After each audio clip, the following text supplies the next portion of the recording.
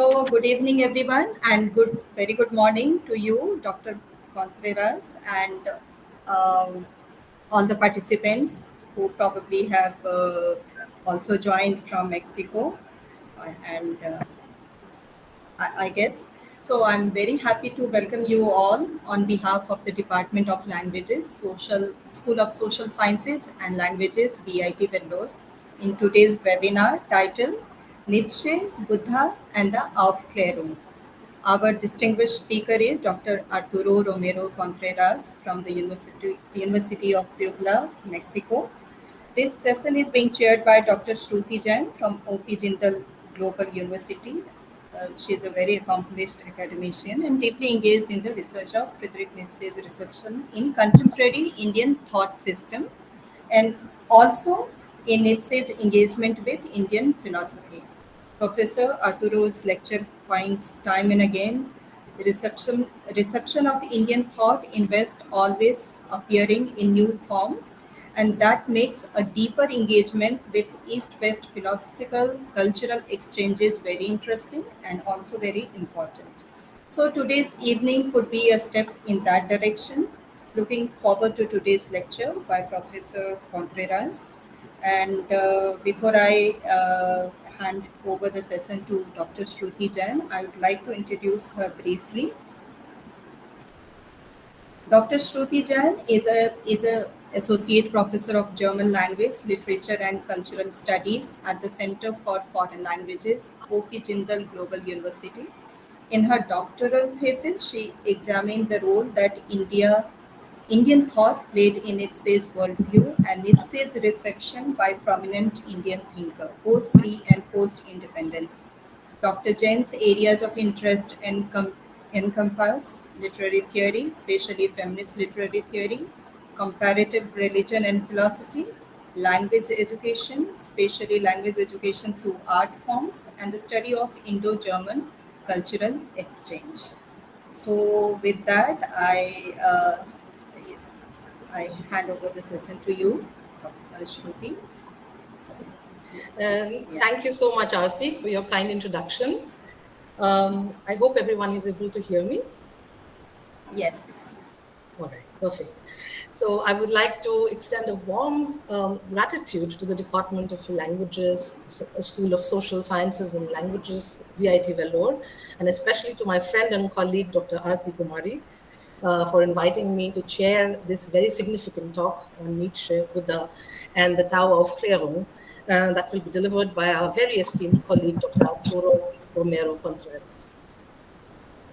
Before I introduce and invite Dr. Contreras to deliver this talk, I'd like to set, as it were, the stage by sharing a few observations about the topic.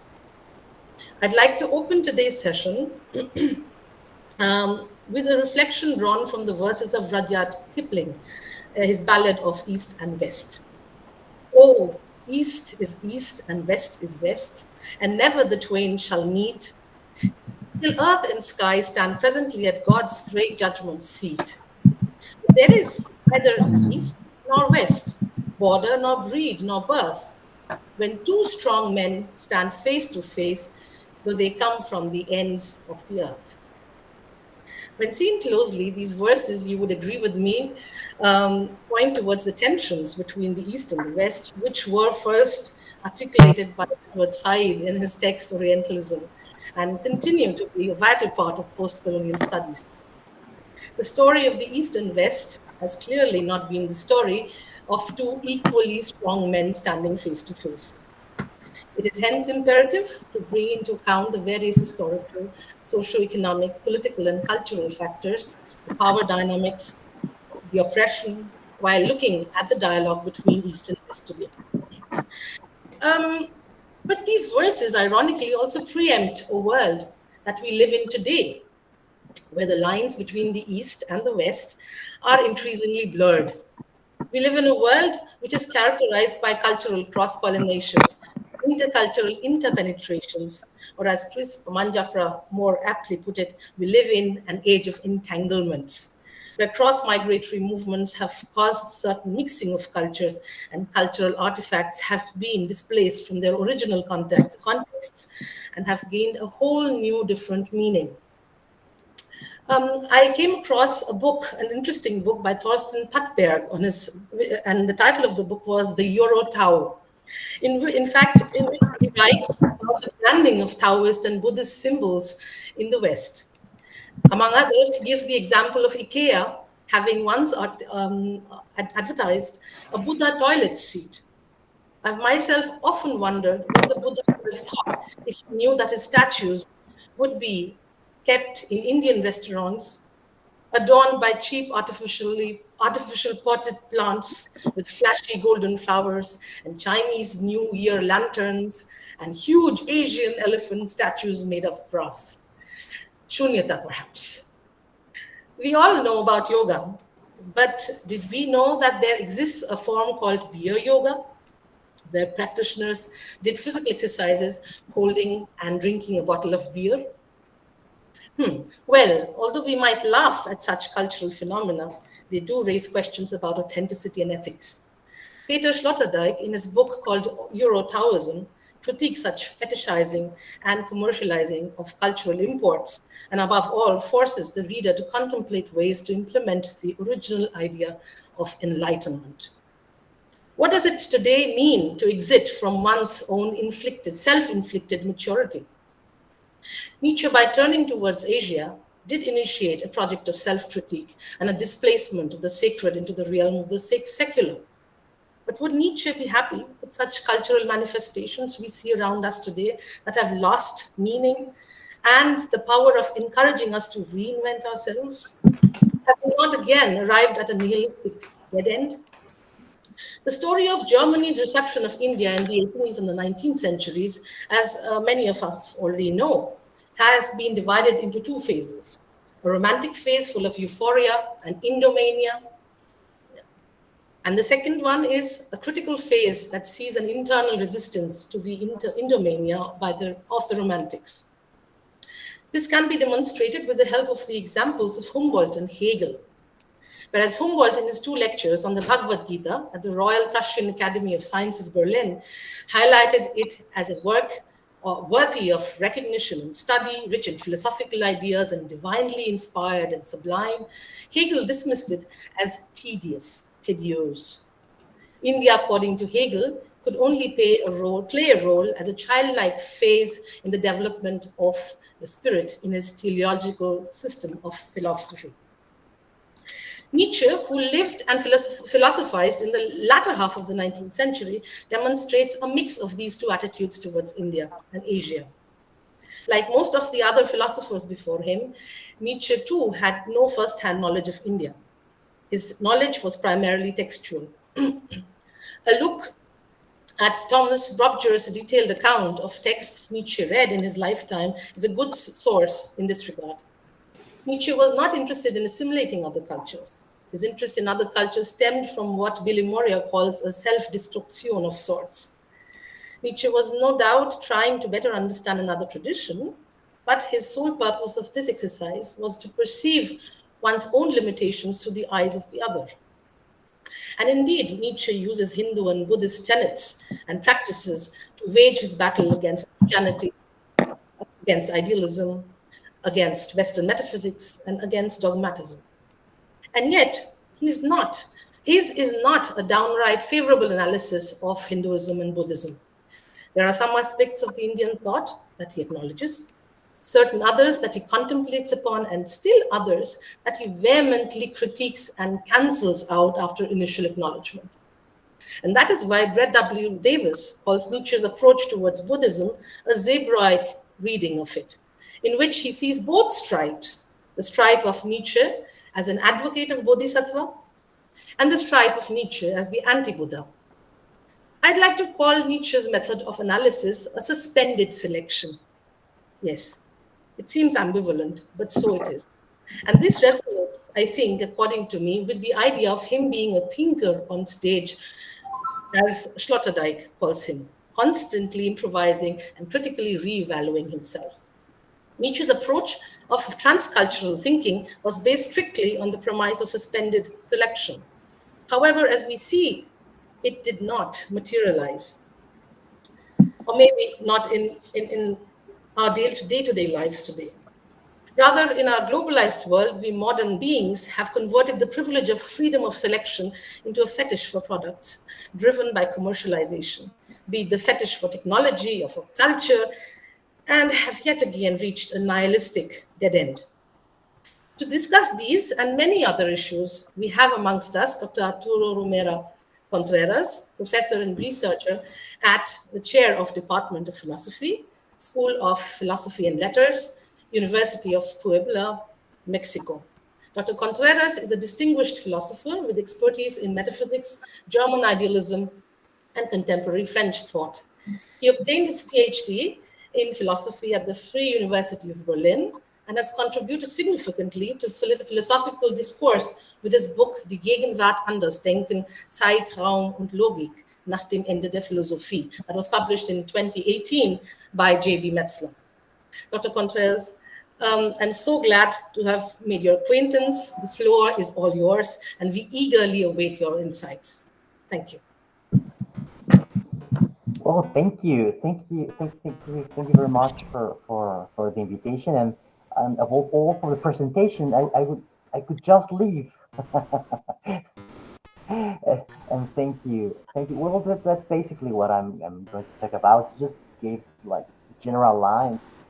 I will follow, but yeah, I hope we can have a conversation and exchange and use this very special occasion. If we Artie, could you share the presentation? Yes, Arturo. Just a minute. Yeah, sure. It's very funny because just a minute while we get the presentation, it's very funny because the two positions towards Buddhism and in general Vedic thought in Europe could be very well described in Buddhist terms as attachment and aversion. That's that's by the way. I was thinking about that. That's especially funny because what I'm trying to show is that, as you said, Shruti, at the beginning of your presentation, is that there's a constant fight to maintain a frontier or a border between East and West. So it's even more important than the reception of the so-called East is the fight or the struggle for the border. So what is it to be from one side or to be on one side or Sorry, the other? And I sorry, think it's really Arturo. Sorry yes, to disturb you. Could you just put the yeah, microphone closer to your mouth? Uh, it's it will be a little bit more like we oh can hear it sure. better. Wait, Your voice is bit what about soft, that? bit Is soft. it better? And can you be a bit louder Is it better? or maybe closer to my? Yes, this is good. This is good. Yes. Wait. This is good. Yeah. Yeah, sorry to Yes. Is it disturb. better? So I'm sharing the PPT. Okay. No. No. No. No. No. No. No. Not yet? Maybe. Wait. I don't know if. Okay. Tell me something. Yes. What is better, this way, or I would turn the microphone, or this way, the first or the second? Now Okay, it's this is clear. Now yeah. it's like we can Is it hear you better? well. Yes. Okay. Okay. Is it? I can talk a little bit louder, but is it better now? Yeah, it's better now. Okay. Okay. Well, thank you. Thank you. So, can you put the presentation, Yes, um, sure. please? There you go. Yeah, So, yeah. um, Yes, this title, Nietzsche, Buddha, and the Taoaufklärung.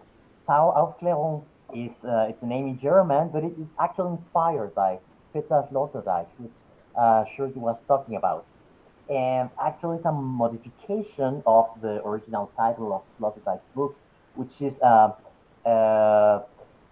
Euro Taoism, something like that. So this is more of a play, and the translation into English would be something like Tao Enlightenment, huh? which uh, which is of course a play between these movements of 19th, 18th, and 19th century of Enlightenment, European Enlightenment, and the Tao, which should stand for a very vague term of so-called East, in which we have a mixture of Chinese thoughts, uh, Vedic philosophy, Buddhism, and everything you like. No? You know, like Tao. Tao is one of favorite words, and I like it very much because, especially in the Tao Te Ching, it's a very it's a dark word, and so it's the idea of better slot attack. But we'll come to that. We'll come to that. So first of all, thank you again, and I will try to show you.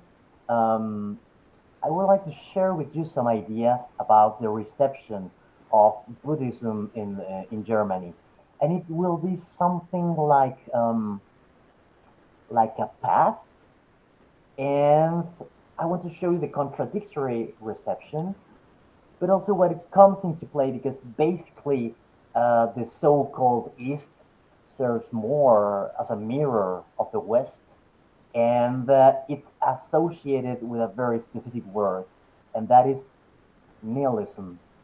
And but we'll come to that. So if you can put the next one, please, the next slide. There, it's a nice image. It's exactly what you're talking about. How we find the Buddha in a restaurant or in a installation or whatever this is called in this exhibition, the Golden Buddha, which is basically looking at himself in the camera. So let's start. The first part of this talk is Europe and Buddhism in 19th century, in 19th and 20th century, and some of 21st. So the next one, please. So yes, I'm going to talk about the same guys. It's just talked about Hegel and Kant and well, Nietzsche, of course.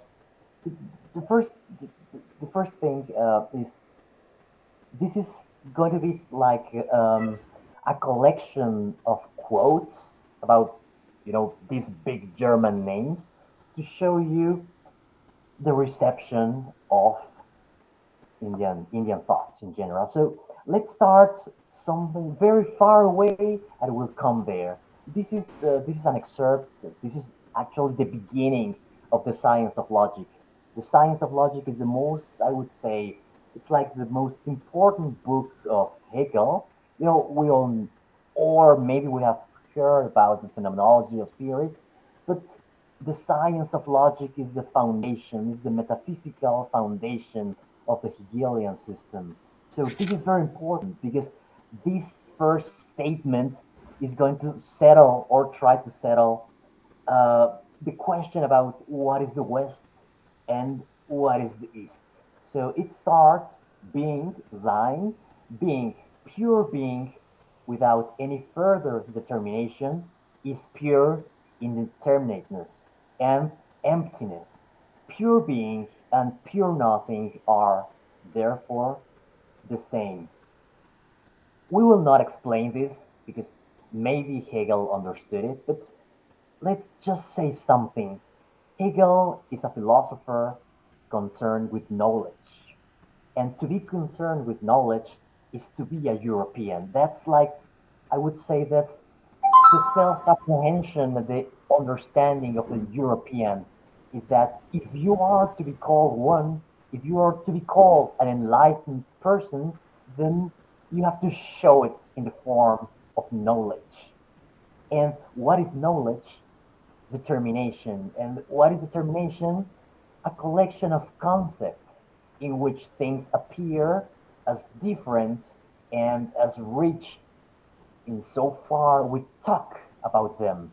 And to talk about things is to construct knowledge. And that's how we obtain our libraries and the encyclopedic knowledge that makes us so called to belong to the West.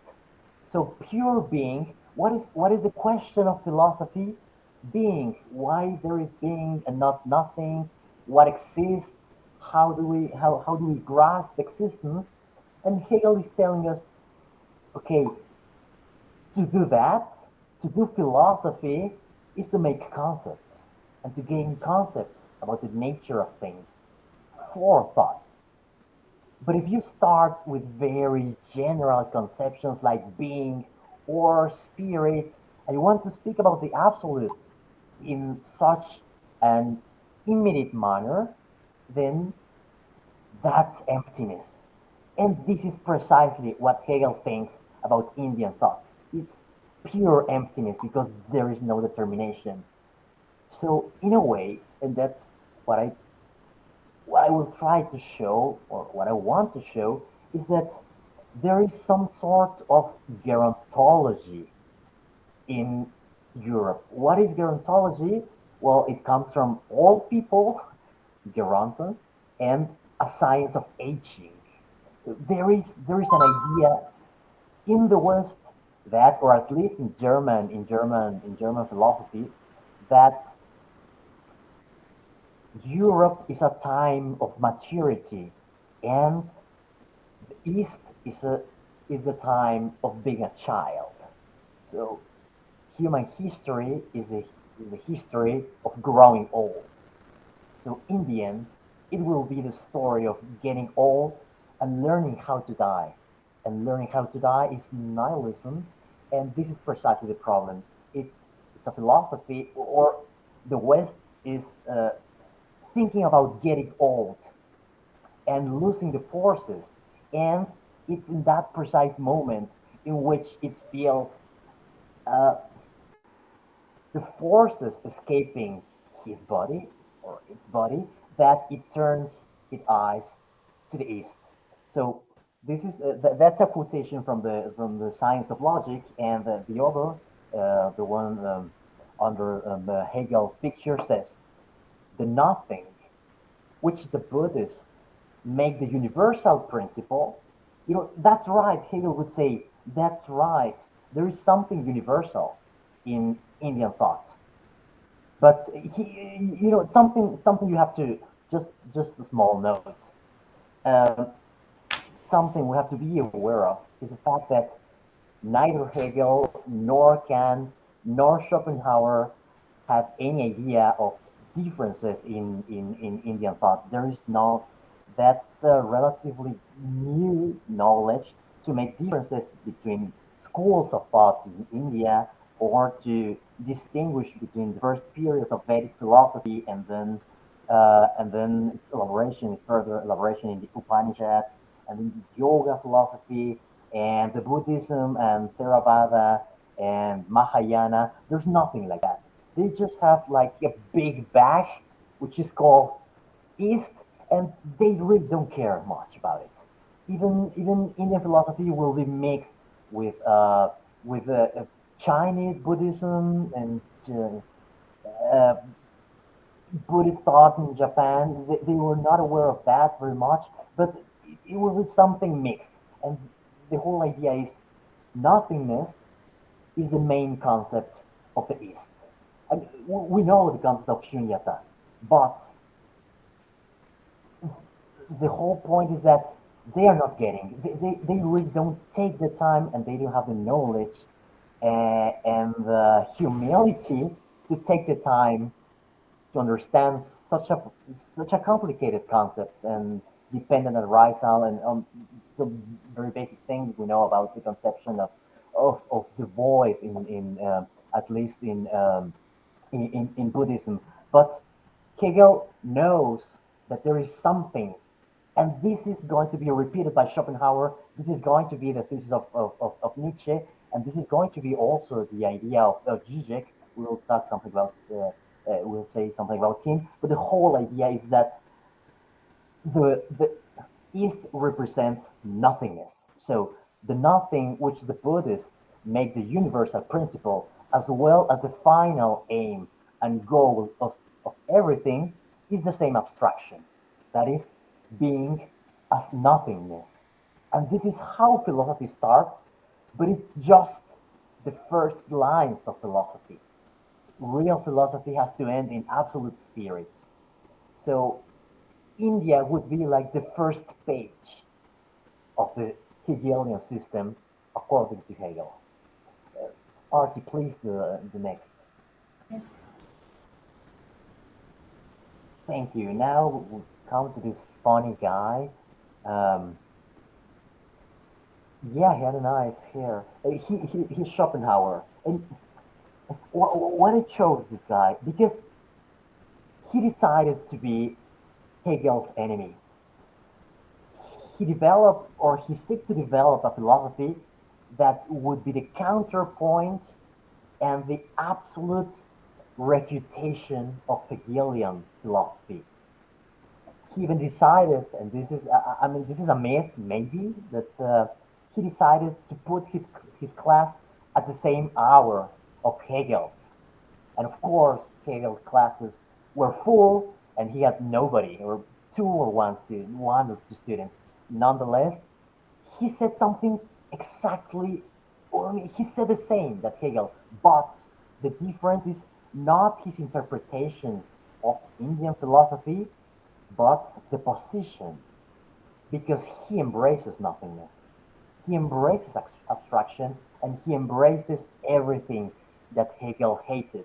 But again, what I want to underscore is the fact that Schopenhauer is not interpreting Indian philosophy in a novel fashion. He's just inverting. So, such as Nietzsche made his aim to invert Platonism, Schopenhauer wanted to invert Hegel before Marx. So, in a way, so this quotation will, say something about it. And this is from the world as will and representation. Die Welt als Vorstellung und Wille. Buddhists characterize the thing with full honesty only negatively. That's the same, that's abstraction. Negativity is abstraction here. Through nirvana, the negation of this world or of samsara. If nirvana is defined as nothingness, exactly the same words, this accounts to saying that samsara contains no single element. Okay, let's forget this last part. Just let's concentrate, because I know, they are philosophers and they weird people, but let's concentrate on these words. Nirvana equals negation of the world. Number two, the world is equal to samsara. I mean, there is no other world but samsara. And to escape samsara towards nirvana means only one thing: affirming nothingness, negating the world, negating life. So, of course, he's saying exactly, he's, he's, he's, he's a reverse, the exact reverse of Hegel's position about Hinduism. He's just inverting the terms, and he's just inverting what we want.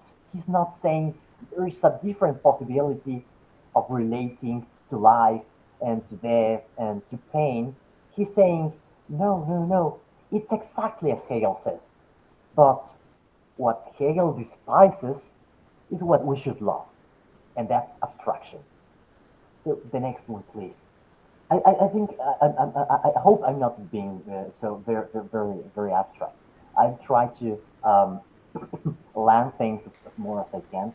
because I know this can get very complicated. Um, One second, one second. yeah, Yes. sure, no problem. So Yeah.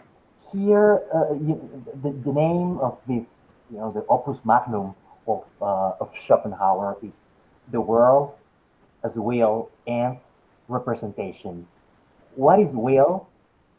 Well, is his way of understanding the absurdity of the world. World is not organized by any god, is not organized by reason. There is no metaphysical principle that lies beneath the world. It's just a crazy world moved pointlessly toward self annihilation. What is life? Will. And what is will? A blind force just reproducing itself. And it doesn't care about individuals. And that's the main point. For example, what is life? Just the reproduction of itself. But life doesn't care about me or doesn't care about you. We're just individuals being born and dying one after the other, and there is no point in that. It's just life reproducing itself, and it has no consideration for individuals. And why we suffer as individuals? Because we know we're going to die. We're going to die, and the universe is not going to care about it. And this blind force is called will. And this blind force is exactly what Schopenhauer will call samsara, which is that's I mean, let's give him some credit. That's interesting. It's an interesting connection, because he's trying to interpret uh, this blind force of the romantics in terms of a Buddhist or an Indian old term, which is a blind movement of the world, and especially in Buddhism, which is called samsara. But will, as thing in itself, lies outside the domain of the principle of sufficient reason.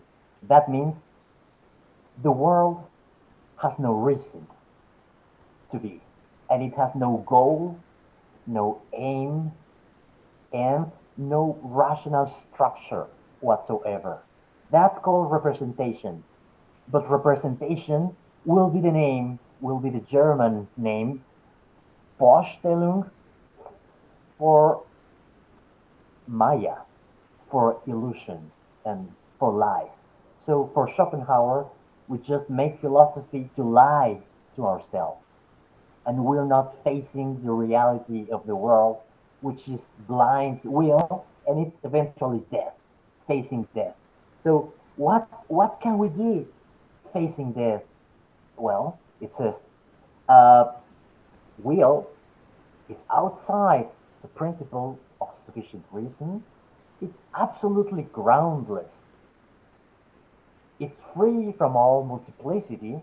It is itself one, but not like an object is one, but it is one as it is outside time and space. It's indeterminate. It's absolute abstraction. It's Hegel's abstraction. And it's beyond or before the principle of individuation.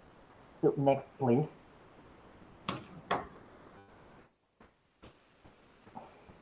So what are we going to do as Westerners? What's the only thing that is left to us? Well, negation of will. If will is this blind force of self-destruction, we have to negate this will. And this is called, in Schopenhauer, nirvana. To attain nirvana means only to negate life and to negate will and to stay away from any type of affirmation, because affirmation means multiplicity, it means individuality, and will to live, egoism, hate, and evil.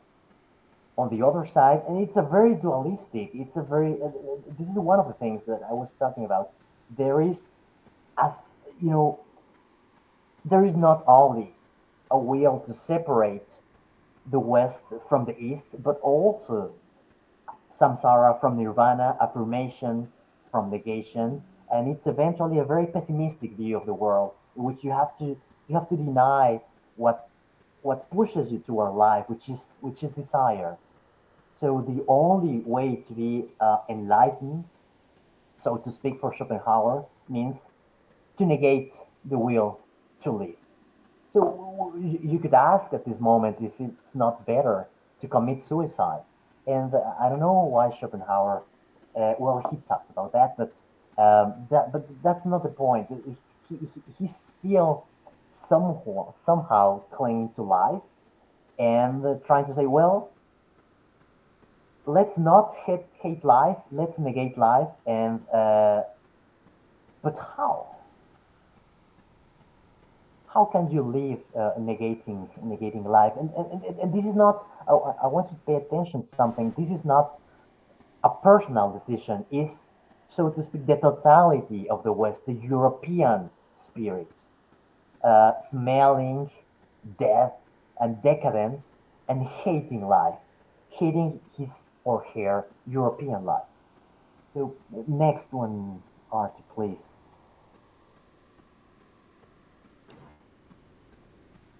So this is exactly what Shruti was saying.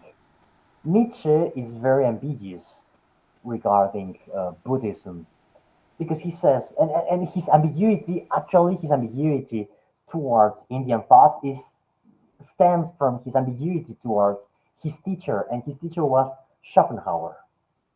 So he says, on the one hand, I could become Europe's Buddha. So one would say, well, Nietzsche wants to be Buddha.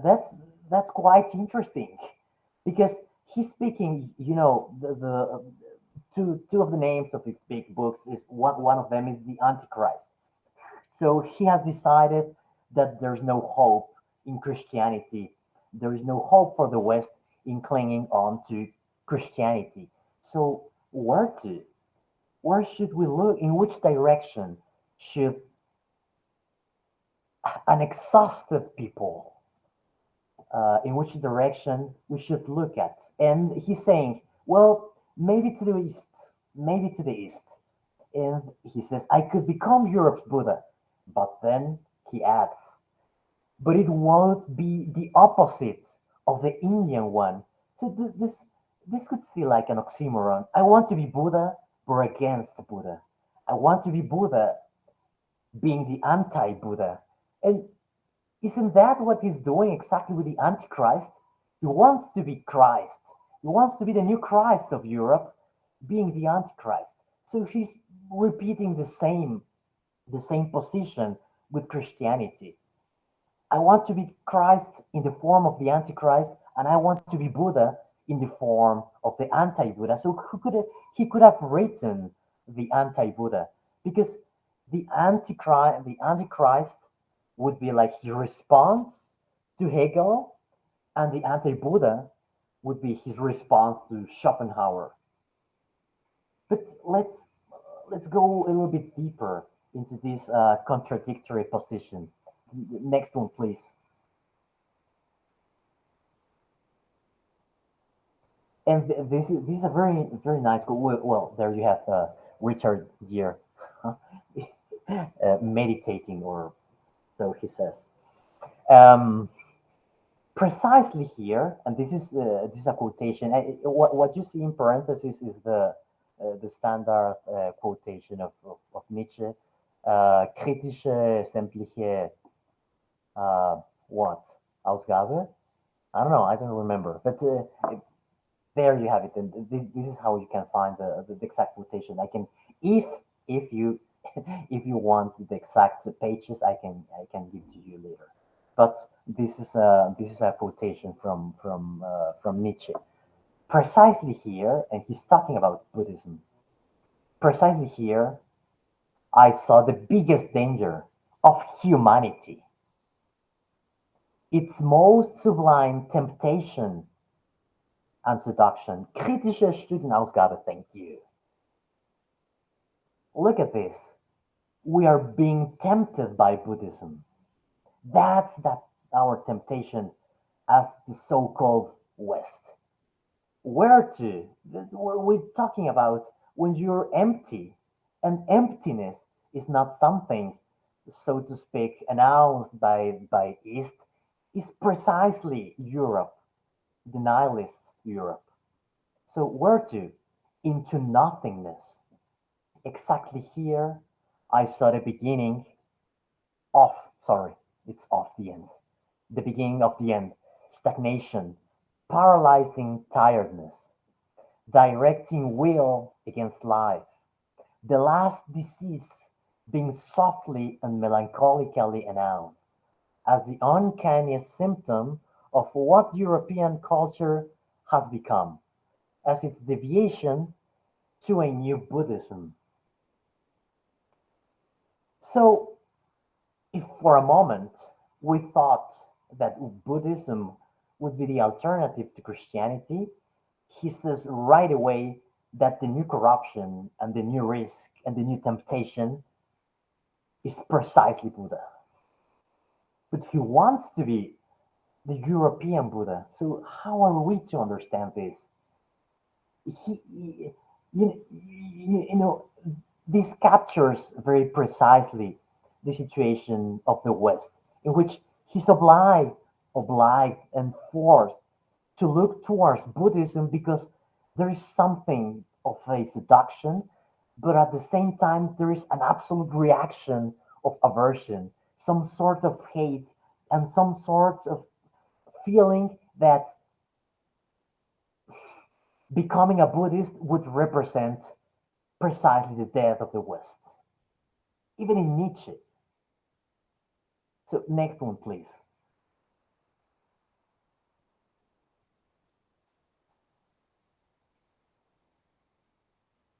And there it comes. There it comes. Uh, his settling of what is the real difference between Buddhism and Christianity. He's going to say why Buddhism is a necessary step in the criticism of Christianity, but at the same time, it's not enough. So, if you would like to follow some steps, first you have Christianity, then you have European Buddhism, and then you have Zarathustra, so to speak. Or, if you want to take the names, Christ, Buddha, and Zarathustra. That's the progression he's hinting at. So first, he says Buddhism is 1,000 times more realistic than Christianity. What does that mean? What does it mean to be realistic? That's very important.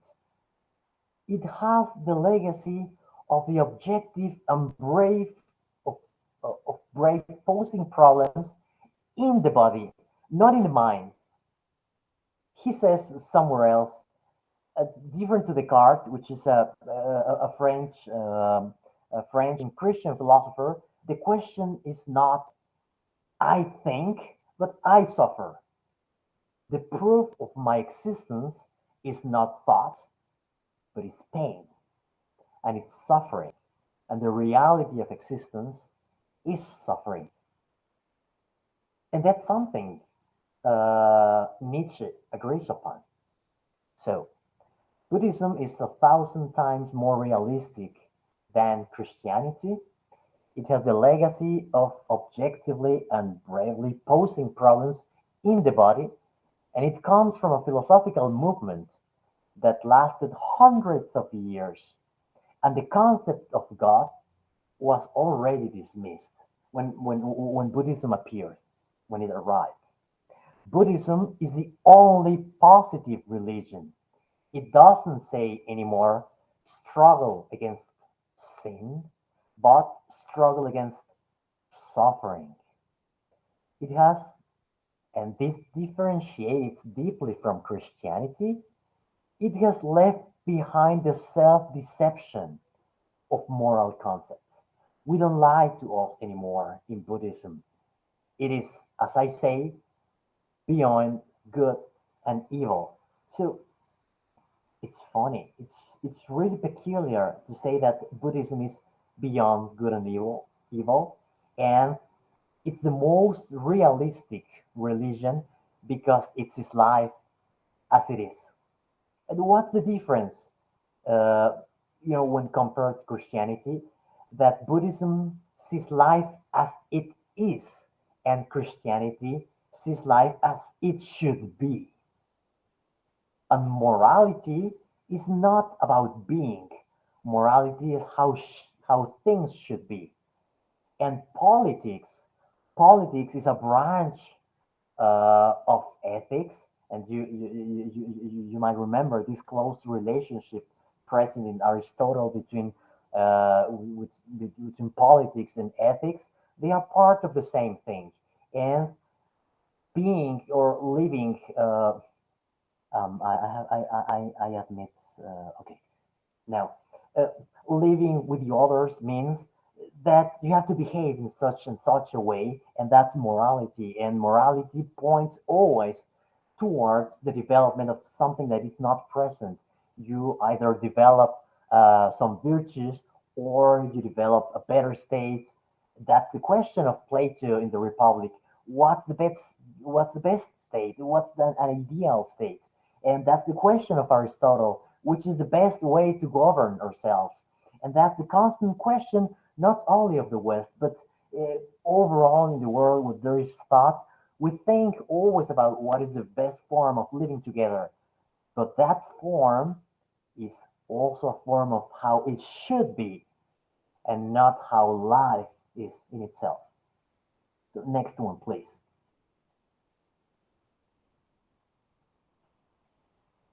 But at the same time, even that was like the good part of Buddhism. It shows us how sad is life. Uh, but at the same time, Buddhism is a religion for late people. Späte Menschen. And what does this mean? For tired people.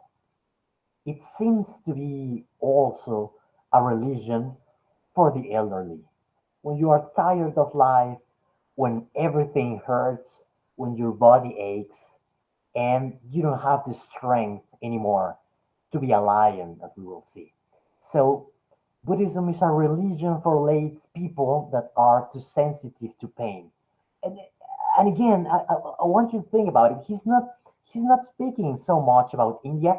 He has no idea. He doesn't know anything about the history of Buddhism.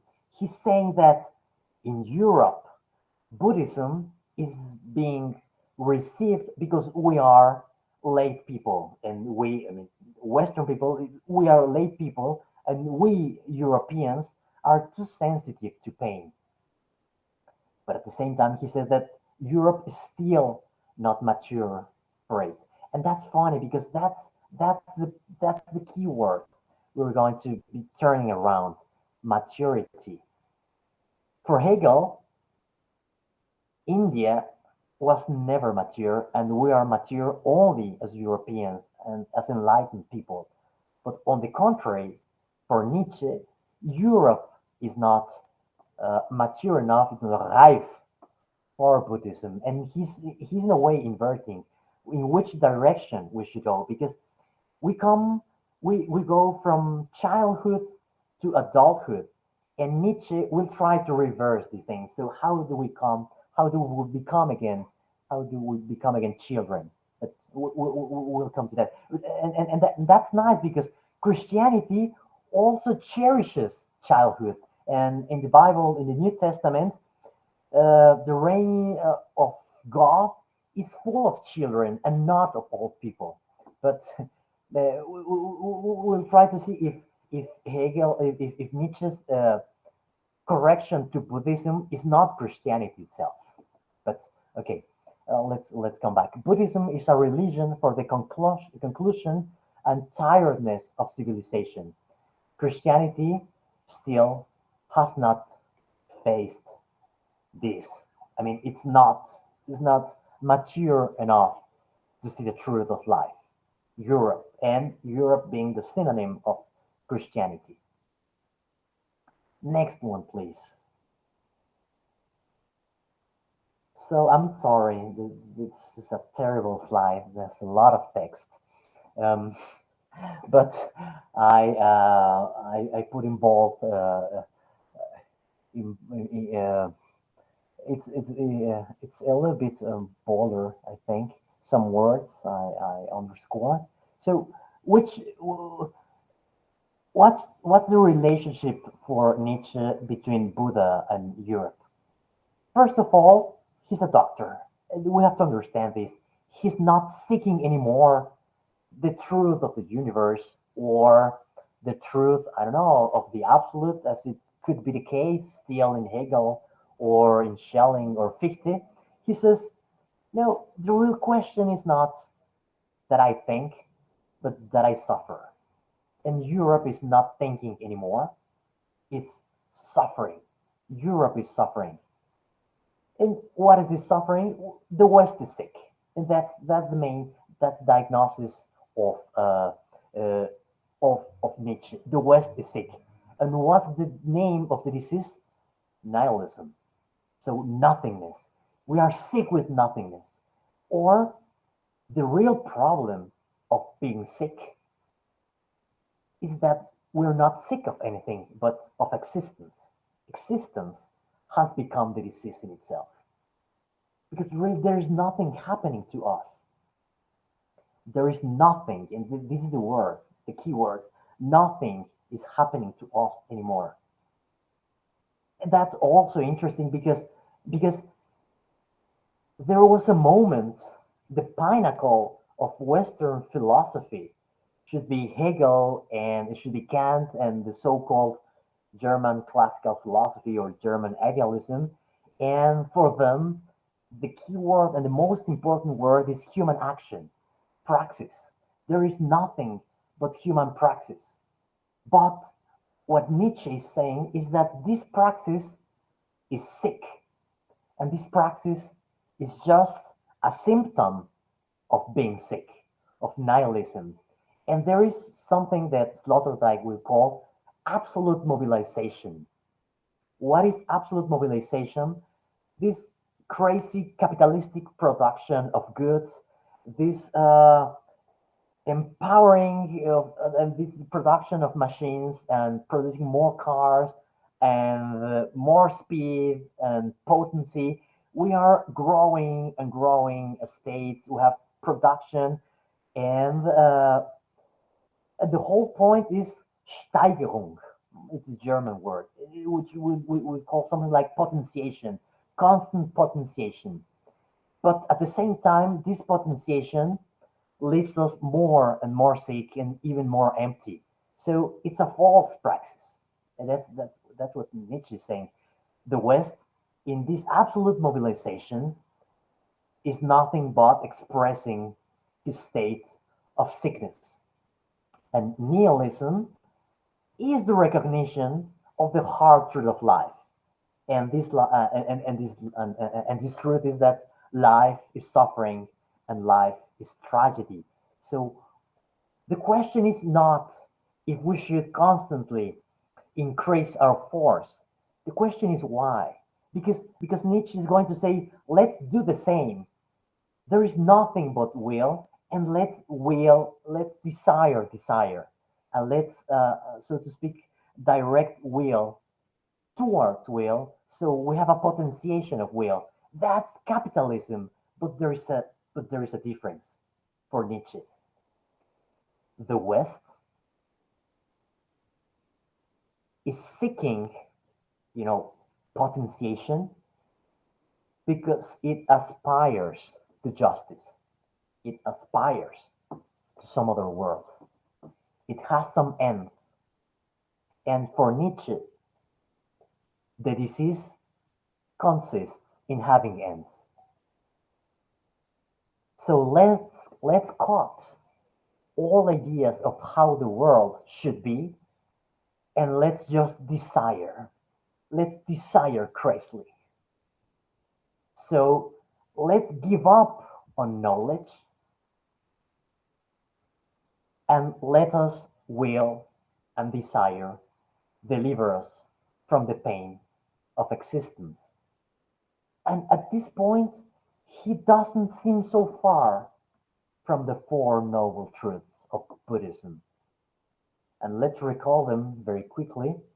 First of all, there is suffering. Second, there is a cause of suffering. There are reasons for suffering. Number three, you can do something with suffering. And number four, there is a path. And this is the so-called eightfold noble path. But Nietzsche would agree upon this, and he would say, number one, I agree with Buddha and saying there is pain. There is pain in the world. Number two, there is a way of escaping pain. But, and this is the difference, escaping pain does not come from renouncing some sort of will, but on the contrary, by willing more. If you're suffering samsara, then go deeper into samsara. If there is pain in the world, embrace pain. So this is how Nietzsche conceives of himself and Zarathustra as taking the truth of Buddhism that life is suffering, but embracing or telling us to embrace this suffering. But the question is, how on earth, with embracing suffering, would vanquish suffering itself and not make it even worse? But okay, this is I'm trying to summarize. Number one, the West is sick. The name of the disease is nihilism. Nihilism is morality or wanting the world to be A or B and not taking as it is. And tragedy or the tragic structure of life is not overcome as the West pretends, either by religion or by philosophy, but by embracing pain. So this should mean amor fati or love your fate and to embrace life as it is. So Buddhism is truer than Christianity for it recognizes suffering, but Buddhism is just a transition for Europe. It's, so to speak, a remedy for tired people that have to be prepared for the truth of life, but we are not strong enough to take the real medicine. And the real medicine is self-potentiation and the will to power. Next one, Art, please.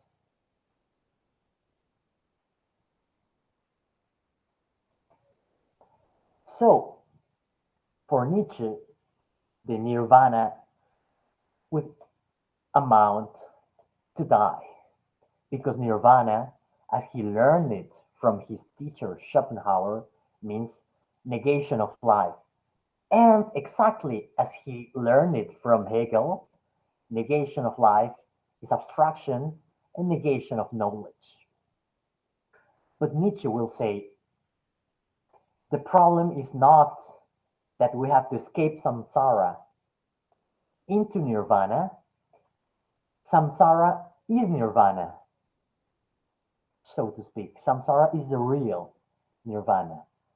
So, on the one hand, Buddhism teaches that the ego is an illusion, and Nietzsche would agree. But instead of escaping illusion, he says, let's multiply illusions. Instead of trying to escape Maya's veil, let's have 5, 6, 10, and 1,000 veils and 1,000 pieces of glasses to see the world differently. So there is no escape from illusion. There is just a multiplication of illusions. Next one, please. I will not go any further in this because I already said it. This is also a comparison between the Four Noble Truths and Nietzsche's position, which I also spoke about. So next one, please.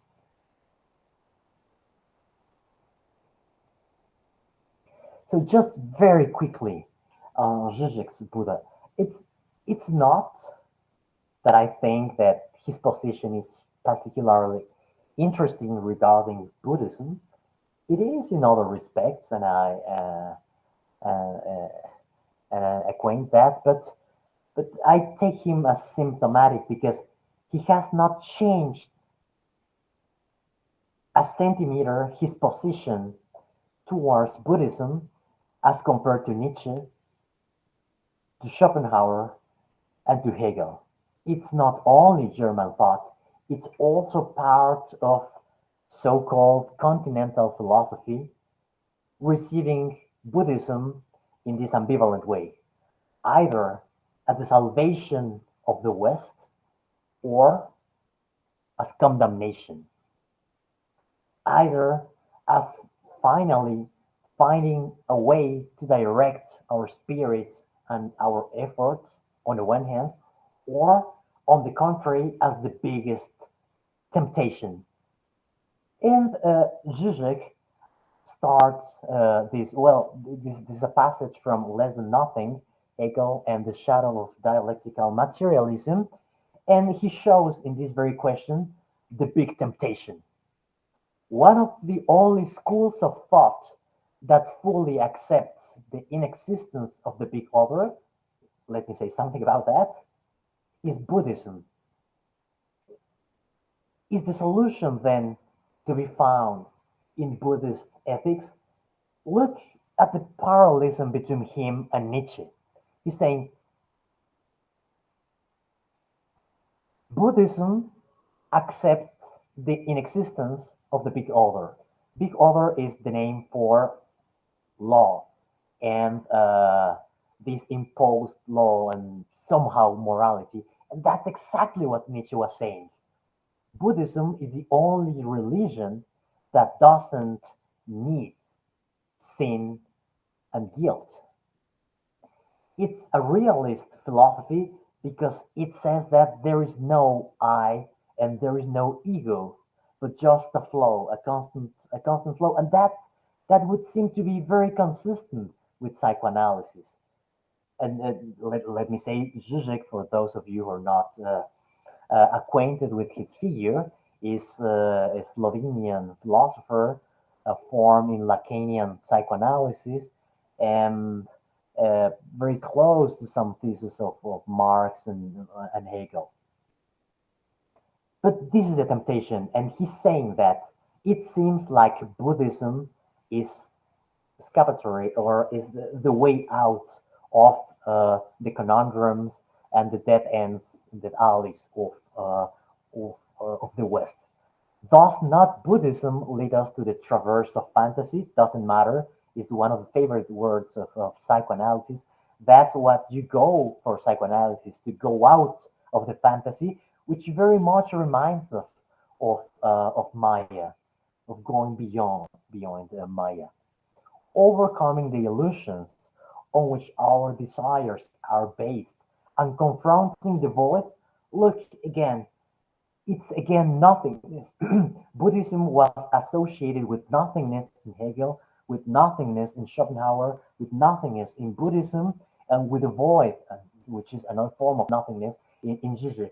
And it's also associated with the disease of the West, which is nihilism. So he concludes psychoanalysis shares with Buddhism the insistence that there is no self, no substantive agent of psychic life. The self is the fetishized illusion of a substantial core of subjectivity where, in reality, there is nothing. Again, nothingness. Next one, please.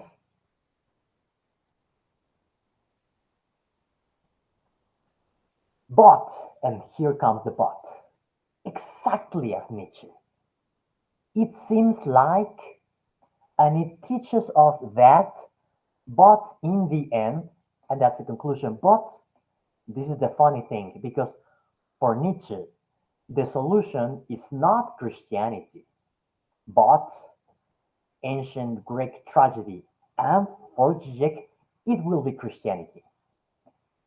And that's interesting because While Nietzsche was trying to escape Christianity, looking towards the tragedy in the ancient world of Greece, Zizek is saying, don't lie to yourself because what you're looking for is Christianity itself, just under the robes or of some idealized tragedy, but that's Christianity.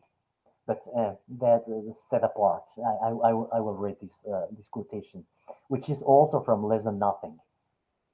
But if I reach nirvana, then I no longer experience myself as an acting agent responsible for the act. So this is one of the common misconceptions of Buddhism, and it's very clearly represented here in Zizek. Attaining nirvana means the destruction of subjectivity. And who invented subjectivity for the Western thought? Christianity. So doing away with Christianity for Zizek is doing away with subjectivity uh, all in all. So I am not responsible anymore. If I practice meditation and if attain nirvana, then I will no longer an inhabitant of this world. I will no longer be a Dasein. You know this the German word Heidegger uses in his Opus Magnum, being and time. I will not be in the world anymore.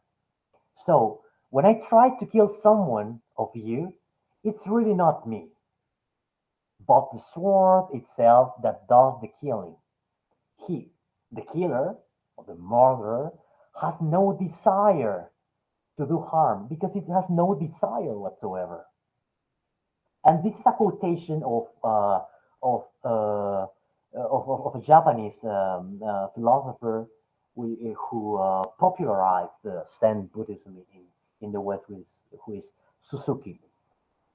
And Gigi concludes, Buddhism is a technique of stepping out of the karma, but it doesn't matter if you're a Stalinist, a fascist, a liberal, or a Democrat. It doesn't matter. So look at it. This is abstraction at its purest. Is if you are a Buddhist, says Zizek, then politics don't matter anymore. You can be enlightened even if you are a Stalinist. So that's his stance. That's his stance, and that's exactly the stance of Nietzsche, and that's the stance of Hegel. It's pure abstraction. Buddhism uh, as the attainment of pure abstraction in which you are not a subject anymore, and that's important. You stop being a subject. Next one, please.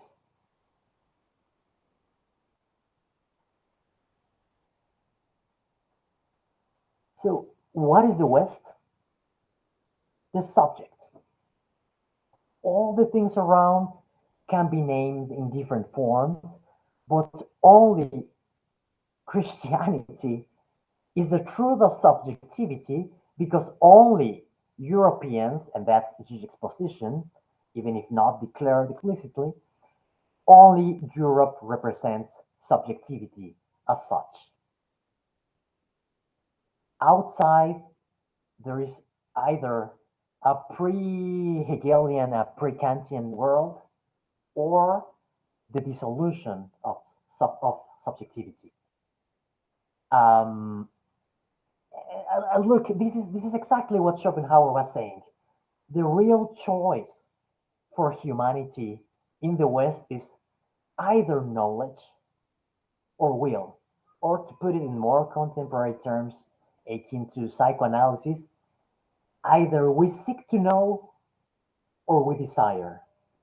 It's either Descartes, I know, I am, or I know, therefore I am, or I doubt, therefore I am, or I desire and I don't know. It's either will or representation. And look what he's saying. He's repeating Schopenhauer word by word. What Christian love means, contrary to Buddhism, is that there is a decision not grounded in knowledge. not grounded in representation. Christianity breaks the tradition of the primacy of knowledge in favor of what? Of desire, of will. But what is will for Zizek, and what is desire for Zizek? And this makes, of course, a difference for regarding Schopenhauer, that we can start all over again. For Zizek, Christianity, as Zarathustra for Nietzsche, is very important because we can start all over again. So, what's the real desire of Europe to start all over again? Why is it so hateful for Zizek Buddhism, and especially Hinduism and Vedanta philosophy and yoga philosophy? Because there is this concept of karma, and karma just means consequences, the consequences of your actions. The fruits of your action will eventually be mature, and you have to be responsible for that. And Christianity, in the eyes of Zizek, as Zarathustra in the eyes of Nietzsche, is the possibility of starting again. Europe cannot be Europe anymore. It's either accepting Buddhism and the death of will of being a subject, or desiring to be a subject and start all over again. But the problem is that Nietzsche lies to himself and to everybody, saying that he's starting a new religion, he's starting the new gods, he's starting the new Europe, he's starting the future, he's the philosopher of the future. And what psychoanalysis is saying is that no, we're not starting anything. We are just the will to start again, but not a new start. And if you take some time to read philosophers like Zizek or Badiou, which call themselves Marxists and leftists, and above all Christians, even though they are atheists, they know that the matrix of their thought is Christianity. And what they praise and cherish is not the work of politics, but the event. And what is the event? The happening, the miracle, the political miracle of falling in love, of revolution, of inventing. And what does this mean? Well, precisely that, the miracle, the Christian miracle in the midst of the world. The next one, please. Uh, so this is the problem with Buddhism, says Zizek. And again, it's not Buddhism as such, but European Buddhism and European reception of Buddhism. Although, no, let me just read the bold letters. There is a fundamental ambiguity in the Buddhist edifice. So, A, is the goal of Buddhist meditation nirvana as the shift in the subject's stance towards reality? I mean, I just see things differently, and I enlighten myself, and I don't care of the world. I mean, it's just for me, I just liberate and free myself from illusion, and I don't care because I'm severed from the world. That's one position. Or B, the goal is transformation of reality itself. And if you recall the thesis on Feuerbach by Marx, the goal is not to interpret the world, it's to transform it. So this is what it's asking is, how would Buddhism answer to the 11th thesis of Feuerbach? Is the question is to interpret the world differently so I can save myself all alone or all by myself, or the goal of Buddhism should be the transformation of the world. And that's what the Westerner is asking when he or she is concerned with Buddhism. And I put here Ambedkar because he has a very famous text called Buddha or Karl Marx. And he's precisely dealing with this topic, which he's saying the main things said by Marx are already in Buddhism, and even better because there's a treatment of spirit and mind and attachment which is not present in Marx. But that's another topic. So next one, please.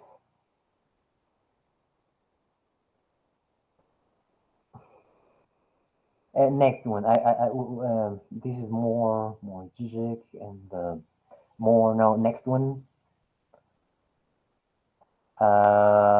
So yes, to recapitulate, and I will try to hurry up so we can have conversation. I will try to finish in less than 10 minutes, hopefully, because you will be tired. So Buddhism is, for the West, negation of desire, but nonetheless, it shows that the world is suffering, but it gives a wrong answer because it leads us to negation of life, into nothingness, into indeterminacy, and into the fusion of the oceanic feeling.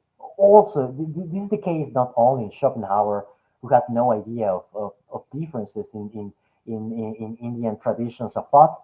Zizek, even though he's 100 years later, he comes later, he doesn't know the basic differences, and he doesn't make a difference between this so-called oceanic feeling of Brahman in Vedic philosophy and Buddhism, which is not about he doesn't know anything about Atman, the negation, or taking distance from Atman as the spirit in this cosmic sense, which makes a big difference between Buddhism and the prior Indian philosophy. But let's leave that aside. Buddhism erases individuality, leads into indifference, and eventually to a loss of subjectivity and responsibility towards the world and towards the other. So it's basically a way of cultivating apathy, and and this thing is interesting, and I agree with it because if you take Buddhism to be all this, then it's the perfect ideology for late capitalism. But only if you take this caricature and this reduced version of Buddhism, you can turn it into an ideology of capitalism, as Zizek says. But this is not the whole story of Buddhism, and that has been the lesson. And I will not really, I don't have the time to speak more about other possibilities of interpreting Buddhism, but I will come to that just when we speak about Sloterdijk. So skip some some slides, please. Next. Next.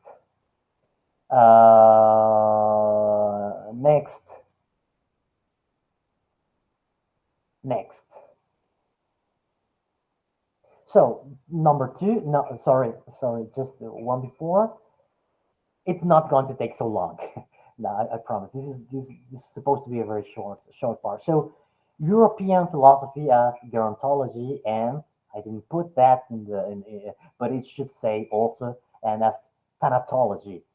It has become a question or the relationship of the West and the East, or the reception of Buddhism, Vedanta philosophy, and of yoga, has become how the West lives with getting old and facing death.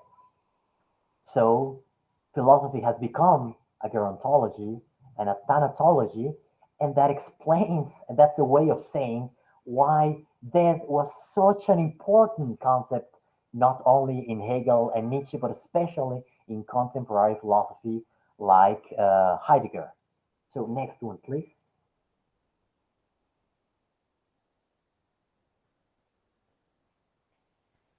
So where does this idea of getting old come from? If you read the articles published in newspaper by Kant, there a very famous one which is called "What is Enlightenment?" Das ist Aufklärung, and he says, "What is being European? Because being European means to be an enlightened person. Well, it's man's living his self-caused immaturity. Immaturity is the incapacity to use one's intelligence, blah, blah, blah. But what he says is that humanity is a child, and to be enlightened is to become an adult. And he says it's so comfortable to be a minor. So for him, as for Hegel, and also for Zizek, uh, the rest of the world is trapped in infancy, and the only way to become an adult is to be enlightened. So next one, please. And if you doubt about it, there is another quote. These are from the lesson on the philosophy of history from Hegel, in which he says exactly the same. Universal history, I mean, the history of humanity as an infant, as a child, travels from east to west. Europe is absolutely the end of universal history. Asia is the beginning. When we were children. In Asia, the exterior sun rises, the physical sun, and it sets in the west. Remember this word from one of Nietzsche's works, the twilight or the dusk of idols. Hmm?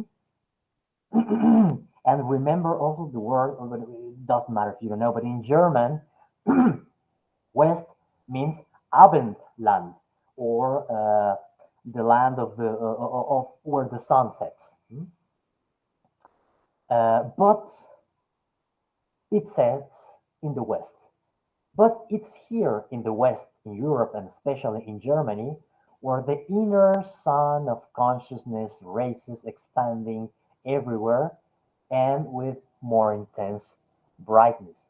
But if we doubt about how Europe uh, feels like the old man, woman of history, we just have to recall this very famous quotation from the philosophy of right, in which he says, "The owl of Minerva," meaning knowledge, philosophy, and so on, "the owl of Minerva spreads its wings only with the falling of dusk."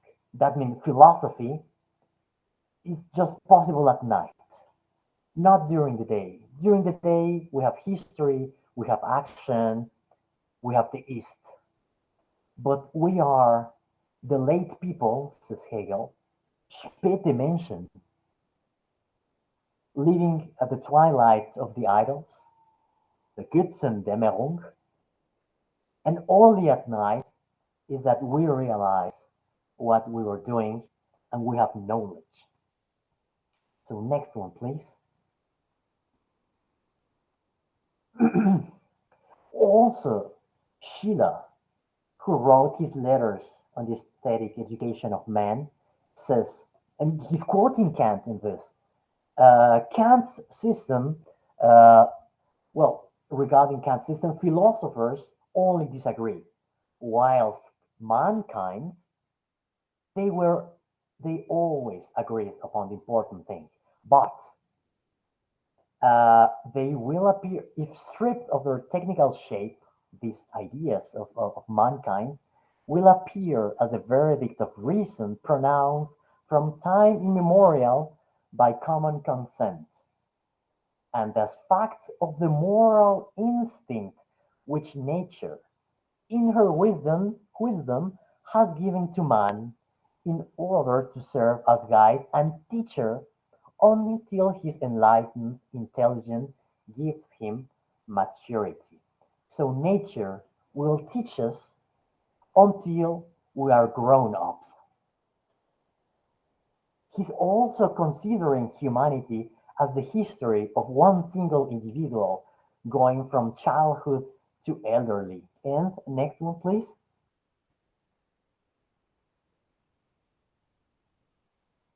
And here comes Nietzsche. Nietzsche again. And after this, I will conclude with a couple of remarks of Sloterdijk.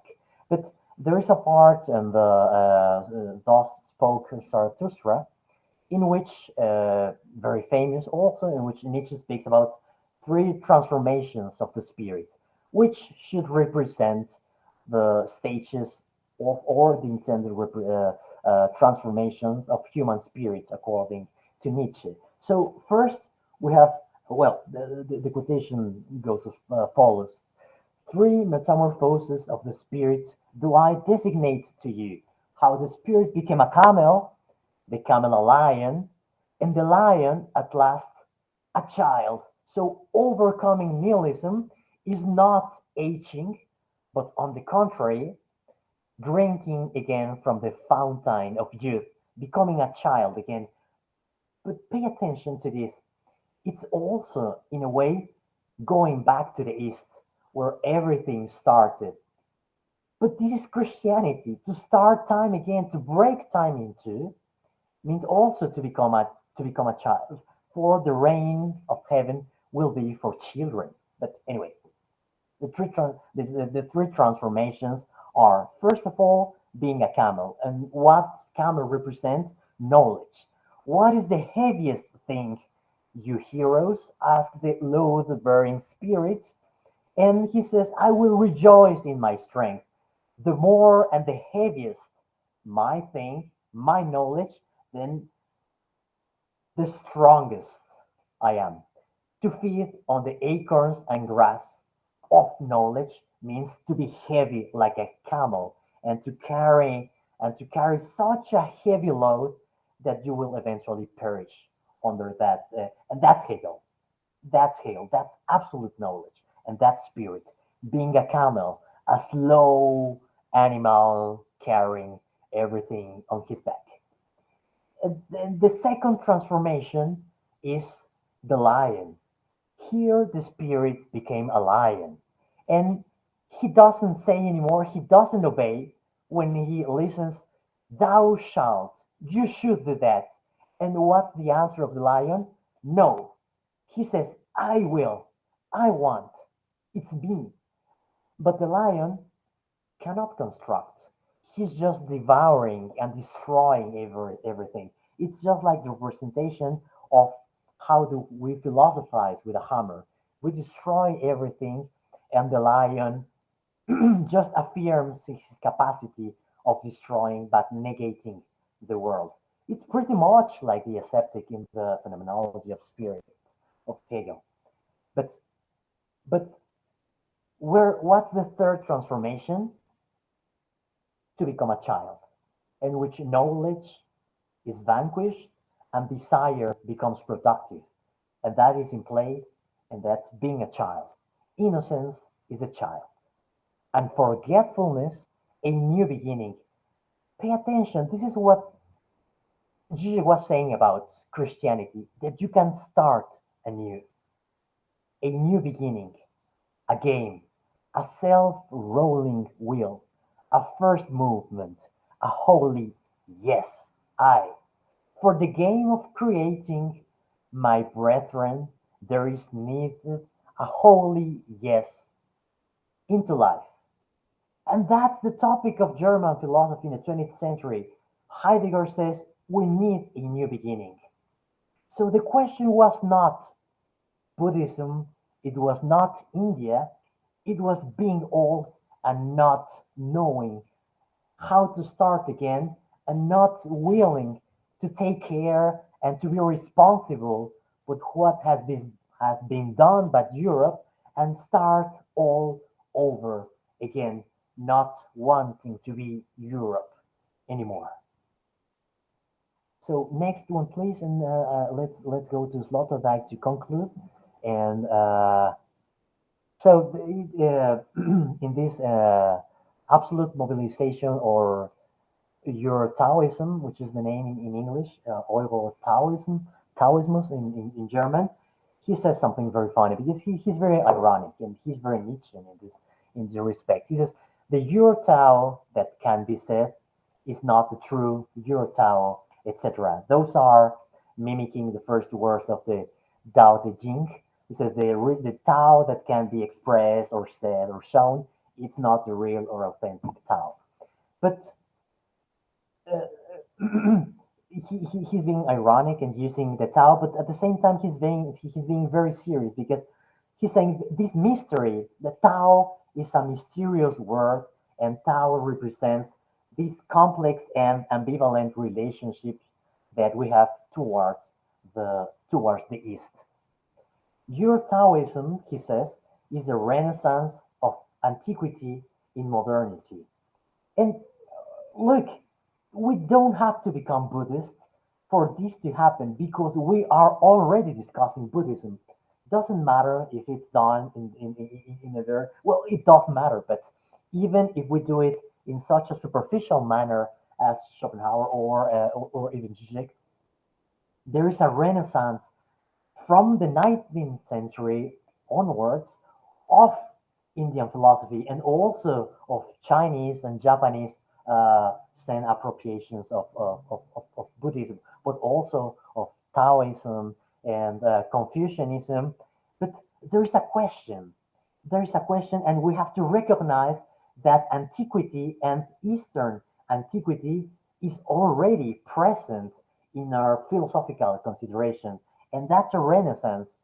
We can use it even as a counter image of the so-called West, but it's there. And what I find so interesting about Sloterdijk is that he's not fighting for or against these external influences. He's acknowledging that it's not possible anymore to say either yes or no, simply. Orientalism and Asiomania is a way of turning our attention into quietness in a modernity oriented towards absolute mobilization. And, and this is something that should be considered, which is Sloterdijk thesis that critical theory starts with Marx, then it continues with the Frankfurt School in figures like Adorno and Horkheimer and Benjamin. But he says the third critical theory is the one in which the West is not in a soliloquy talking to itself, but finally talking with something else, with something different, and at least being responsible for this question, which is Euro Taoism, and which eventually could turn into a Tao enlightenment, which is a reflection of humanity with strands of the West and the East in such a way that there is not a classical separation anymore because it doesn't stand the proof. The idea of separating neatly the West and the East, West is divan as Goethe tried to do it, is not possible anymore, and this becomes a question and becomes a problem in the good sense, and this is precisely he's trying to call the attention upon using this funny word Euro Taoism or Euro Enlightenment and talking about Renaissance. And the next one, I think that's it.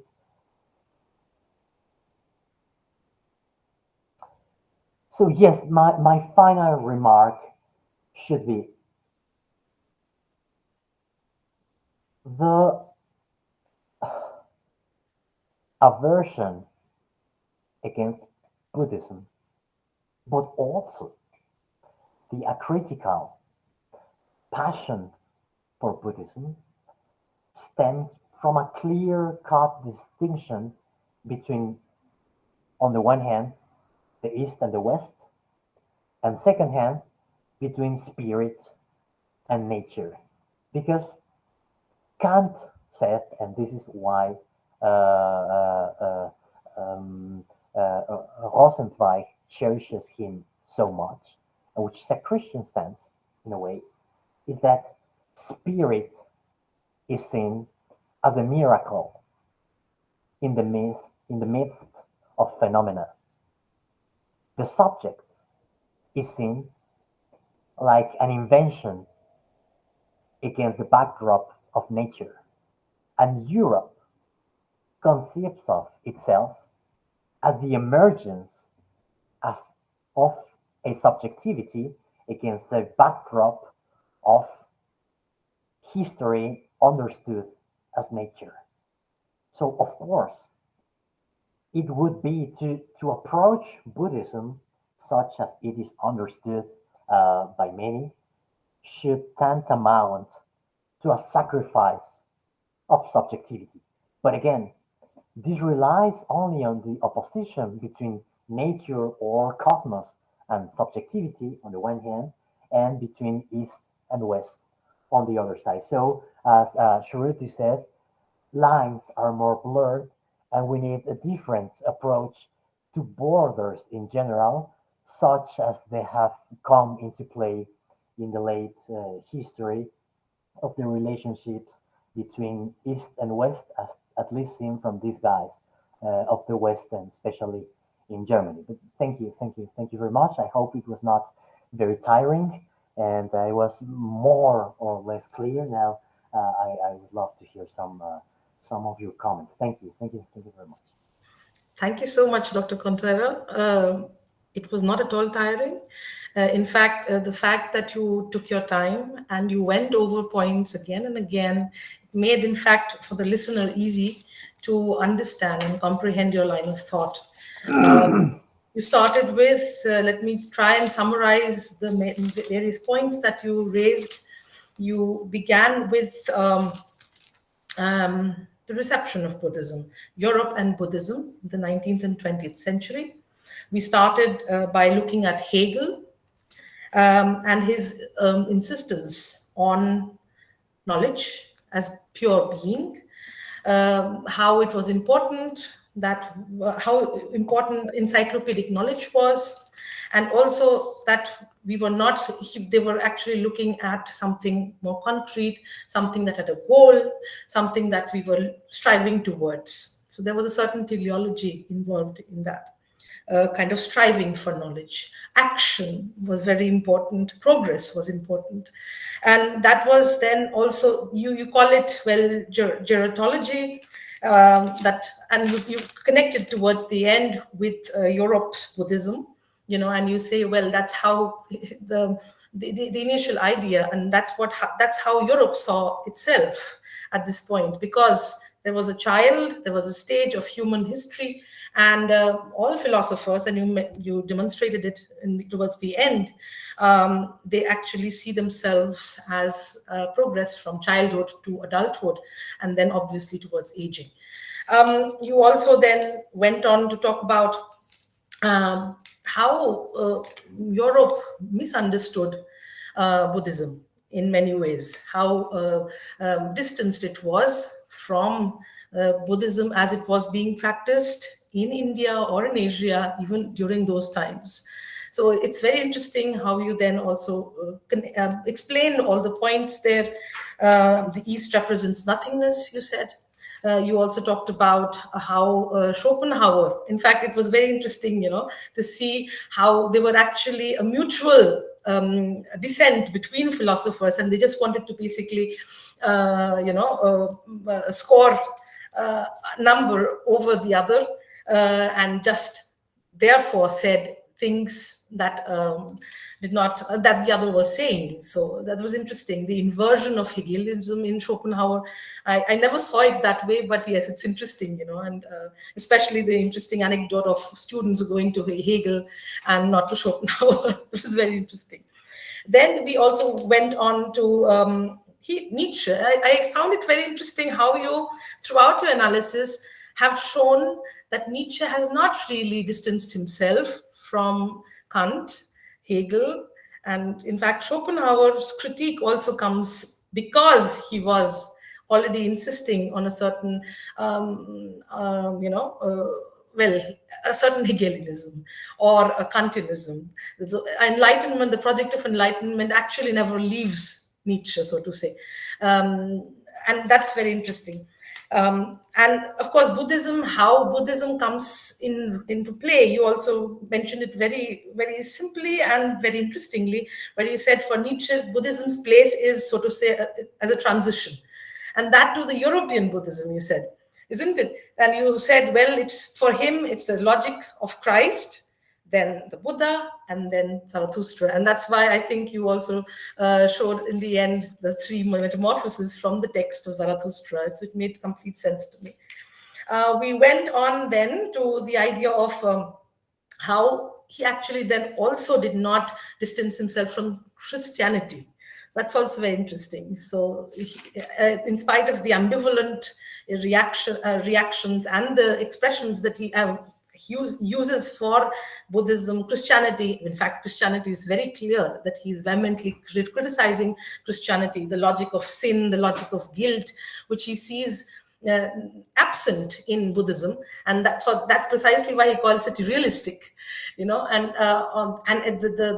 attention that is given to suffering, which is a real emotion, the attention that is given to the body and not just the mind that is abstract. So that was also extremely interesting.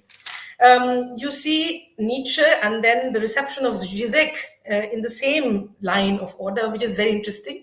Again, I learned something really interesting here, and how Zizek is then also kind of following the same line of critiquing Eastern traditions, and he kind of does not really want to deal with the indigenous Buddhisms, but rather he has his own idea of European Buddhism.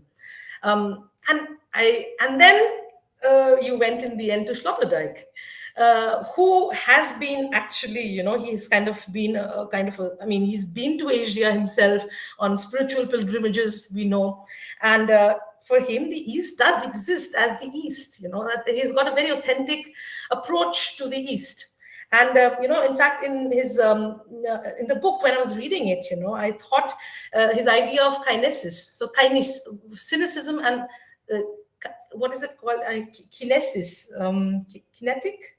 So kinetic politics. And I think you wanted to talk about, you also spoke about the world of action, how action driven we are. You spoke about how the West, the materialistic West is so, and capitalistic West is action driven and achievement based, and the entire project of modernization is so important there. And I think Sloterdijk talks about it in this sense of a kinetic politics of the West, and he wants to introduce certain Tao elements. It's not, after all, a very felicitous term. He's using it, he's playing with it, I feel. But nevertheless, he does want to bring in certain levity, some gravity. He wants some kind of a Gelassenheit, releasement from this kind of action. So I really enjoyed listening to you, and I would like to open the floor for action, for action, for questions and discussions, please. So please raise your hands, or please unmute yourselves and share your observations or ask any question. We have 10 minutes.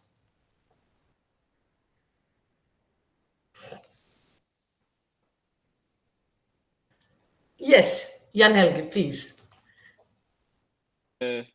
I merely turned on my camera, but okay, I can also start. It's fine. Shruti, I have a question or two.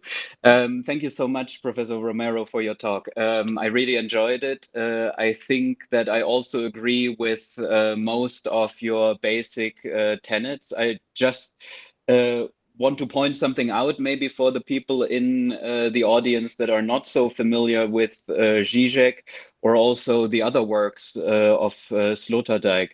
because I was thinking a lot. This is more of a comment, so there is a question, but it's going to take a while until I get there. I'm very sorry. It's not really a surprise that when Zizek looks at Suzuki, who was the great popularizer of Buddhism in the United States in the, I think, 60s and onwards, that he, so to speak, takes it serious. So, I mean, there is the problem of the East representing, or rather misrepresenting itself to the West. I mean, also Said, self-Orientalism and all of this. I mean, there is this inherent problem, who gets to speak for Buddhism, this Japanese fascist sympathizer, or only somebody from Nepal, or like there is an inherent problem, I think, somewhere there, that there is not, as you put in your last slide, there is not one authentic Asian culture, and then the rest are corrupted or something. Speaking of this corruption, it's also, I think, like Shruti, when you said Sloterdijk was in India, I think he was in India for a couple of weeks, maybe 2 months. I mean, his experience is as authentic as Zizek's, who also was in India for a couple of weeks, like 10 years ago. And when Zizek was here, he made it very clear when he was attacked here in New Delhi. I teach at Delhi University, just so that you know where I am. When he was attacked here in Delhi and elsewhere in India for this Eurocentrism and Enlightenment tradition, it's quite clear that this stems from his political idea that, of course, like, I mean, Hegel is freedom, is the progress of freedom, that's the progress of history, that's the universal spirit. The problem is, of course, you can't accept the caste system. Of course, Zizek has to say, well, we cannot take in, like, so to speak, all of Buddhism and then also Hinduist developments in that, like the laws of Manu are a particular favorite of his. Like these things you cannot accept as, and in that sense, even I would say, as a proud European, like there is just no scope for saying, lovely, the Japanese are writing books on how to kill people in the Second World War using Buddhism, and it's so lovely in India, we have castes and society is so well organized. This is just something that I think as a European, or as Europeans, these thinkers that you went over so well in your talk, it's clear that they cannot accept that. And then, of course, you're absolutely right to point out that many of their readings are maybe not full of misconceptions, but flawed in many ways. So my question, is there a question? Would you agree that in our modern times, in the 21st century, we just, in that sense, even if they try to go back to antiquity, use the best in Christianity, pick out what they like in Buddhism, it's clear that they all cannot and don't want us to go back into some archaic times. Would you agree with that? I mean, and would you disagree with the implications? Thank you so much. No, thank you very much. Thank you, Shruti, for summarizing better than me, my own talk. Thank you very much. You well, I feel more or less all right, being sure that I conveyed my message. But regarding Jan, what you're saying, of course, the question is not going back. The question is complicating, our horizon. Um, Going back to some philosophy is not about bringing into life the whole context in which it appeared. It means just to add one line of thought if it makes you change the perspective of your own of your visualization. So this was very interesting, and I want to talk about this very briefly. When I was in Germany, I was studying in Berlin, and it was very funny because I was attacked by two fronts. One by a German guy, and then by a Mexican guy.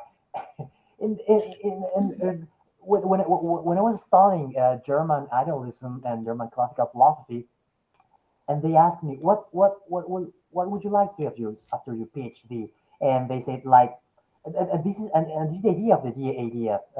For those of you who do not know, the Deutsche Akademische Austauschdienst, which is the federal agency for exchange, for academic exchange. I live from that. I studied in Germany thanks to a scholarship. But the whole idea is, well, now that you learn German philosophy, you can go back to Mexico and teach it. But there is no way you can take seriously yourself as a philosopher trying to add something to German philosophy. I mean, did you learn German? Fine. You can read some German texts, but you're not doing German philosophy. Like you teach it. You don't do philosophy. And but at the same place, at the same moment, another guy said, well, maybe Mexican, well, Latin American, let's say. He was saying, no, he's right. You should be speaking about our people. And I said, who the hell are our people? I really don't know who my people are. I do not belong. I'm not an indigenous person. As he said, but you come from Mexico. Yeah, but I grew up in Mexico City. I belong to nothing. I mean, I was not born in a pyramid. I don't speak Nahuatl or any indigenous language. And he said, well, you should. Well, but I can't.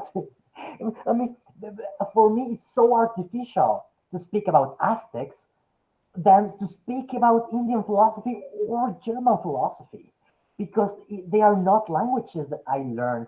I speak Spanish, not Nahuatl. I don't speak German. Well, I learned German, but it's not my native tongue. And certainly, uh, uh, uh, I don't speak other languages, so I am equally strange. And this is very interesting in Latin America, because when we speak about the East and the West, uh, Latin America is neither nor. When we say we the West, and they, what? You're not the West, please. That's not the West. And we say, well, we're certainly not East.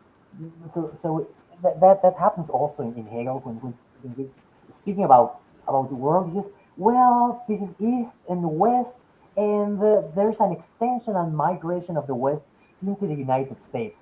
But from the United States downwards, only God knows what that is, and that's interesting, because as a Latin American, I am not entitled to speak nor from the standpoint of indigenous philosophy, nor from the standpoint of the Western so-called philosophy, and that's interesting. So I am the first to deny the possibility of bringing back to life that forms of organization. But Yeah, you please, Dr. Contreras, you know what? I mean, this is precisely what I had then asked in the beginning. We are yes, talking, this is a question of authenticity. We are going back to the original culture. Are we doing that? What do we do today? That is the question then. What is the solution? I thought of it, and that's why my concept of the selection, I mean, this is this eclecticism there, European Buddhism or Euro Taoism. That is, whatever I do, I select, I choose according to my own conditions, according to my understanding, my level of maturity, and whatever suits me. That's how it is actually, and that is a product of modernity, according to me. We allow ourselves the freedom to choose. We do not follow the diktat of the tradition. I think that's what Kant was also trying to do. He was trying to tell us this, precisely this. Nietzsche was practicing this, but there is an element of self critique. We cannot allow today, even today, a Buddha toilet seat, according to me. I don't know how IKEA allowed it. I don't know how it is. What would you say to that? I mean, it is very benign to say, all right, Buddha is sitting there in a restaurant where we eat all kinds of things. But he's there, and he's surrounded by Chinese lanterns, and he's got there are Asian elephants there, and all kind of different things. All very it's very artificial to my mind, and still it's there and it's being consumed. People are enjoying it. People see it as Asia. what would you see, and how would the Sloterdijk look at this? How would Nietzsche look at this? That was perhaps the question that we need to answer here. So I see the ambivalence there in Nietzsche, the ambiguities that he projects through his positive and negative valuations as this particular selection that is a very careful selection, I feel. It is a kind of suspension that he wants to create. There are problems, no doubt. There is the problem of caste system. At the same time, he also then talks about many things about India. He debunks the ideal of asceticism, for example. But then there are other things in India that are very appealing to him. So this is precisely what he's doing. He seems to be looking at things, he's comparing, he's valuing and revaluing things. So perhaps this could be a way out. I don't know. What would you say to this, please? Yes, just a small remark. Two things. First, Nietzsche praised Greece not because they were children capable of inventing a culture, but because they have a marvelous stomach to digest all the surroundings. And in that, Nietzsche is very clever. It's about having a good stomach, of digesting. It's not making a mixture that convinces you, it may adopt for you. It's about processing and taking the time to be for interpolation of different cultures, and some of them will be irrelevant to you. But one of the things that Jan said, which is absolutely important, is how we engage in self-exotization. We're the first to Okay. exotize ourselves and to sell ourselves. And I can give testimony of that in Mexico, in which we invented uh, the indigenous world uh, for us as intellectuals and in art and in general to sell it to other parts. And then what you see, for example, in movies like Coco from Disney, is something that we created. It's not just the appropriation of the Americans. It's something we sell. We were selling to the world, and we have to acknowledge that. But thank you. But Artie just raised your hand. Yes, Arti, Yes. please. Yes, actually, I first of all, I wanted to relate. Thank you, Arturo, for a very wonderful lecture. I had the privilege of listening to you in small conversations when we were together in Berlin, and it's great to just get a whole package of it together today. So it's really great to listen to you. I always considered you a very profound thinker, even 12, 15 years back. And second, I relate to you when you talked about how the kind of experience you had with people in Berlin. Like I went there as a student of Germanistic, and I chose, like, for my PhD, I slowly shifted towards theater science and performance studies. So whenever I was in a gathering and I was talking to people, the thing was, how does it happen in your country? What are the practices in your country? And I was so much situated in the German culture and German practices. And so for me, I am talking from within German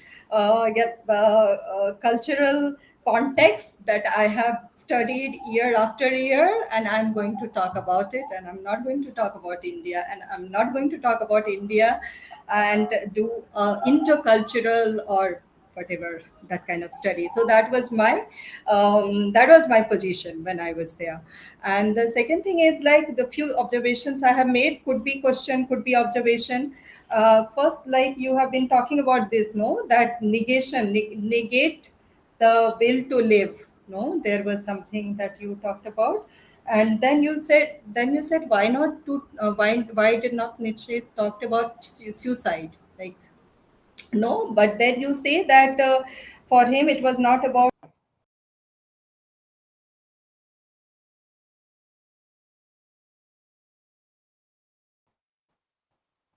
concept of, neti neti. Maybe I'm not very well versed with Indian philosophical tradition also, but where you say that if you want to define a particular concept, you say this is not this, this is not that, this is not this, and that's how you arrive to what it is. So do you mean in that context when you're talking about negating the life? Yeah, yes and no. There is determinate negation, bestimmte Negation, and that's Hegel, right? But this is not that. The microphone is not the mouse, and the mouse is not the No, no, keyboard. no, not in But interchanging, not yeah, interchanging, but just yes, talking about microphone and just negating only, like keeping yourself only with the microphone. yeah. Well, Okay.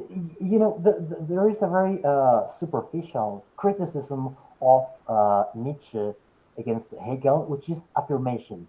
That means it seems like reason is constantly negating the world to absorb it into thought and transform it. It's basically a form of resurrection of things in mind. Things die in reality, but they are resurrected. They suffer an Auferstehung in our mind, so to speak. That's the Christian speculative interpretation of Hegel. But what Nietzsche is trying to say is that you shouldn't do that. You should just take things as they are, and to take that material for fantasy and for creating art and for eventually making yourself a work of art. But the idea of Nietzsche's idea of negation is wanting things to be better in a moral sense. And what would be the contrary or the opposite, or for him, real affirmation? Just to construct and to play with life as a child would do it. But here comes the caveat. Um, this is precisely what Zizek fears of Buddhism, and that's not Buddhism. That's the idea that you can play and aesthetize experience, and this is what Walter Benjamin called the aestheticization of politics.